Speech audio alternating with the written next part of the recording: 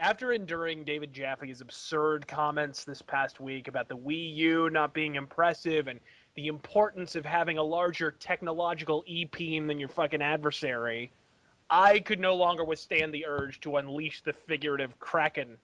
So, technology, I think we all agree, technology is the core impetus for all the innovation that fuels the video game industry. This is all but uncontested fact.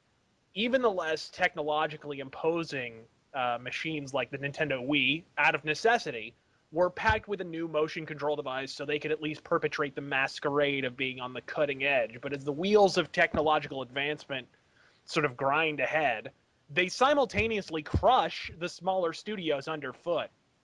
So, 8-bit hedonists, rageaholics, we have officially reached the point where video games are no longer pitched to shareholders as fucking video games. Rather, they're being shopped to these Fortune 500 fuckwits as glorified fucking tech demos, which is how self-sabotage shit sacks like Fracture actually wind up making it the fucking market. Hey, we got this great new physics engine. You can manipulate the very ground you walk on. Yeah, sweet. What else you got? Protagonist name is Jet Brody. Smithers, lend that man $12.3 million. In this economy, how does even the most self-deceived country club cunt flap have that much fucking currency to toss into a goddamn well? What if you flatulent fuckheads pick your teeth with unicorn ivory, wash it down with Sasquatch tears? If you're so intent on fucking squandering your copious riches on shit, well, here's a thought. Why don't you just buy the broken-ass game when it comes out instead of wasting $100 million funding the fucking festering shit pile?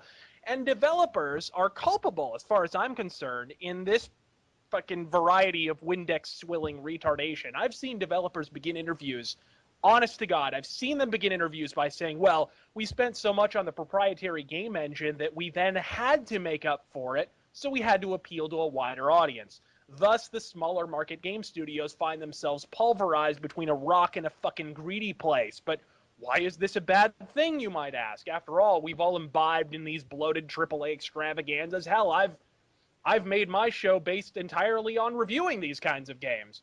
And we've beaten it fucking raw to every overpriced pixel. Here's the problem. Without a small market title like fucking Baldur's Gate, KOTOR never gets made. Without KOTOR, Mass Effect doesn't dash the hopes of every belugal fantard in the Western Hemisphere. Instead of naturally building from small market successes to AAA tripe, game studios have nowhere to hone their craft. They're immediately and violently launched into the fray with no safety net, a multi-million-dollar budget, and a hastily scrawled note that reads, if at all possible, do not fuck up. Signed the pious conglomerate of fucking oblivious shareholders.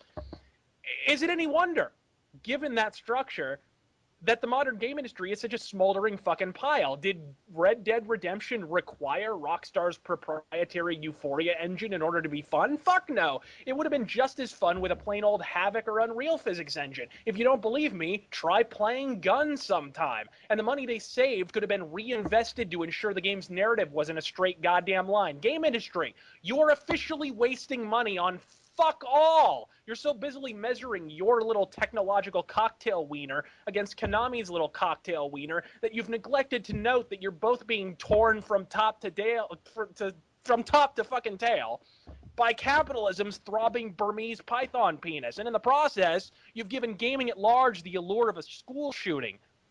I cannot fucking take this. I'm Razörfist. God fucking speed.